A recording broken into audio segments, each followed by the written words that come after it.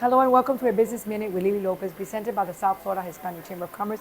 Today we're celebrating a lunch conference with Dr. Nestor De La Cruz, a very well and renowned bariatric surgeon specialist. So you will see today all the information that he has for all of you who want to lose weight and don't know how to do it, and he's a specialist in this. So you'll enjoy this Business Minute very, very much.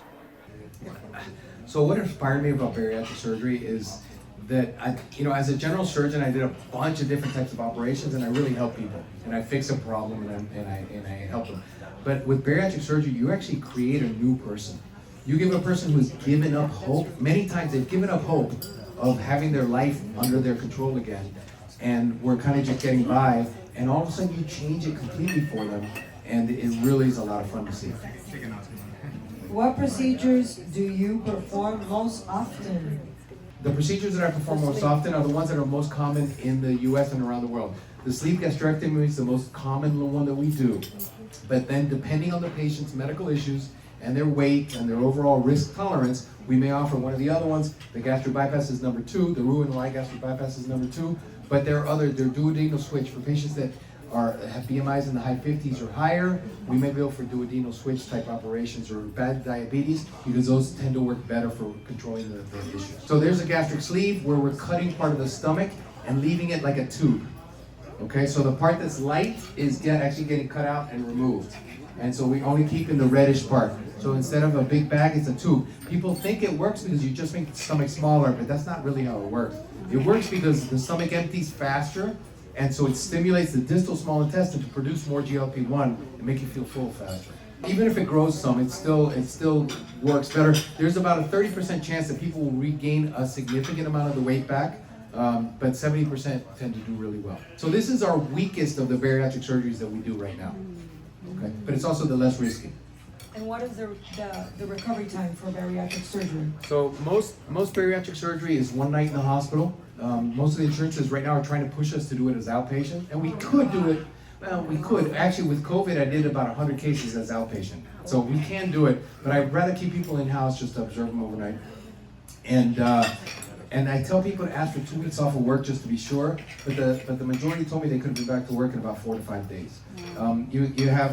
They're taking Tylenol and sometimes narcotics the first day. By the second day, they're just on Tylenol and Advil, and by the third day, they're usually not taking anything. And you feel bloated for about 3-4 days, and then kind of physically they're back to normal after about 3-4 days. Wow.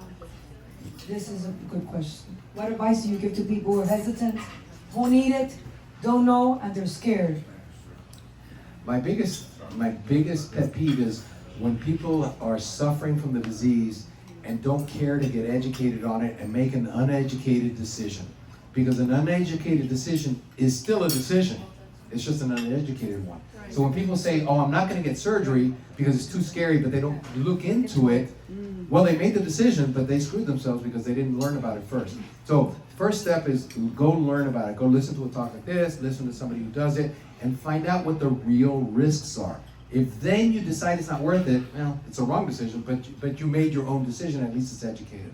And most of the time when people hear why we really do this, how it works, and what the complications and the outcomes are, they normally go through it. Last question. What excites you more about the future of what you do, of this career? Oh man, I think what really excites, no, I'm not a plastic surgeon, I don't care how people look. I really don't. I really don't. I want people to be alive and off their medicines. I love getting people off meds. But what excites me about the field is it continues to progress like crazy. It has advanced a lot in the last 20 years and continues to advance. Because of some relationships that I've had at Mercy, we're going to be the first hospital in the southeast United States to use magnets to put bowel and anastomosis together for both bariatric surgery and general surgery. And then there's another. Yeah. And we're actually going to be one out of 3 hospitals in the country using a new robot for laparoscopy to assist us in surgery that they're going to bring to Mercy for us and give us a chance. And we're going to be the teaching center for that robotic company. So there's a lot of cool stuff that's happening.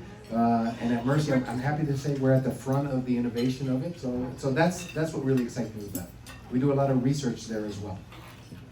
Thank you. Well, congratulations, Dr. De La Cruz, and thank you, HCA Mercy, for putting this together with the South Florida Team of We're really happy. We're honored to have you here today.